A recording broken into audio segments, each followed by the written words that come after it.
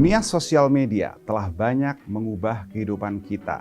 Dan kini telah datang dunia baru yang siap mengubah hidup kita dengan lebih dahsyat lagi, yaitu dunia Metaverse. Apa itu Metaverse? Kita akan bahas dalam kuliah hak segala bangsa hari ini.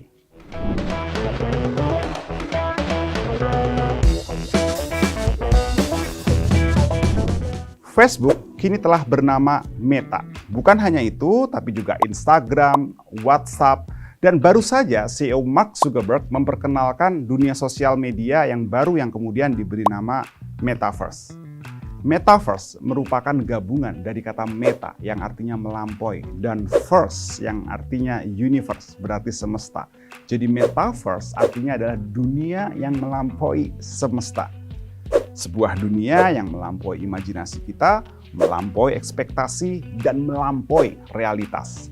Sebuah dunia virtual baru di mana kita bisa hidup di dalamnya, memilih identitas yang baru, wajah baru dengan pakaian baru, rumah baru, kendaraan baru, hingga melakukan aktivitas apapun yang kita mau. Segala bentuk transaksi ekonomi yang dilakukan dalam dunia nyata ini juga bisa dilakukan di dunia virtual.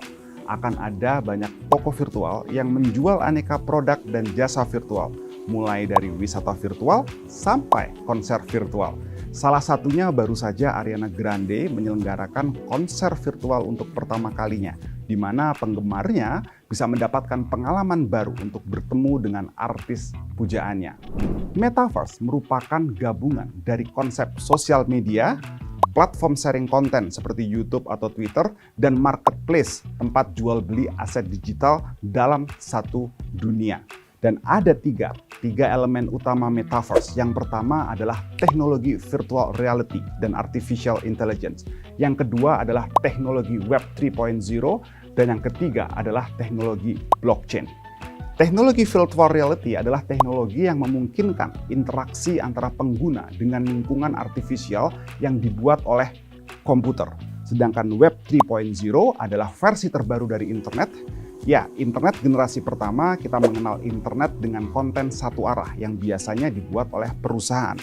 Internet generasi kedua atau Web 2.0 ditandai dengan adanya konten-konten yang diproduksi oleh user. Jadi siapa saja kini bisa menjadi content creator yang diupload di YouTube, Instagram, Twitter, dan lain sebagainya.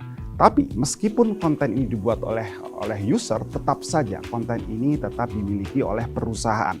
Jadi sewaktu-waktu YouTube bisa saja akan menghentikan channel YouTube kita ini.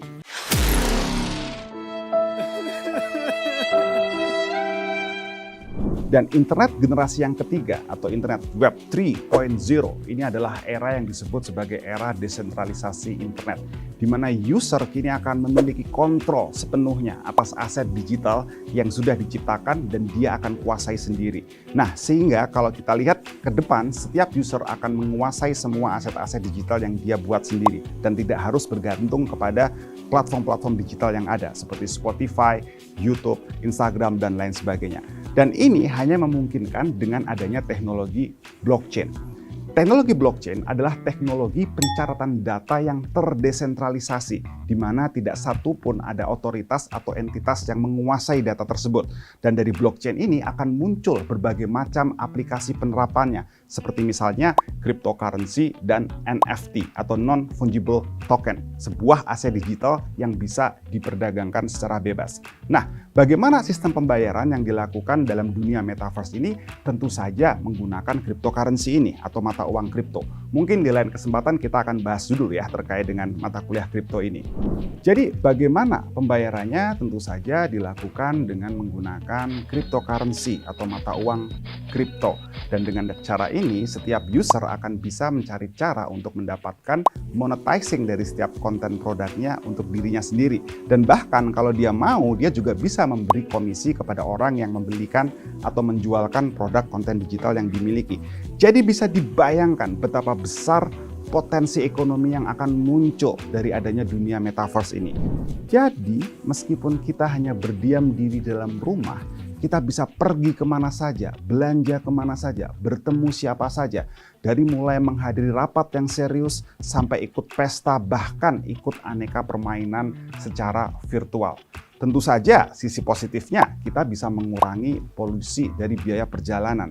Tidak ada lagi yang namanya pandemi, perang, atau segala kekacauan di dunia ini dalam metaverse. Tentu saja ini pengalaman yang baik juga bagi semua. Dan bagi pelajar tentu saja ia juga akan bisa mendapatkan pengalaman belajar yang jauh lebih menyenangkan karena ia bisa langsung mengalami sendiri ilmu-ilmu yang dia pelajari.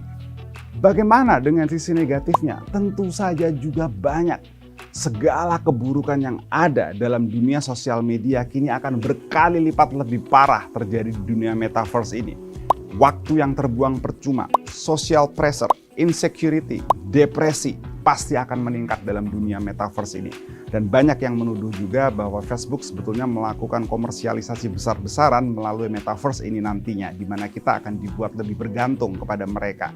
Nah, jadi belum lagi kalau kita misalkan bertemu dengan orang yang terlihat baik secara virtual, tapi sebetulnya mereka adalah kriminal. Jadi kita harus hati-hati lagi, karena mungkin di dalam dunia metaverse kita sudah tidak bisa lagi membedakan yang mana yang nyata dan mana yang virtual.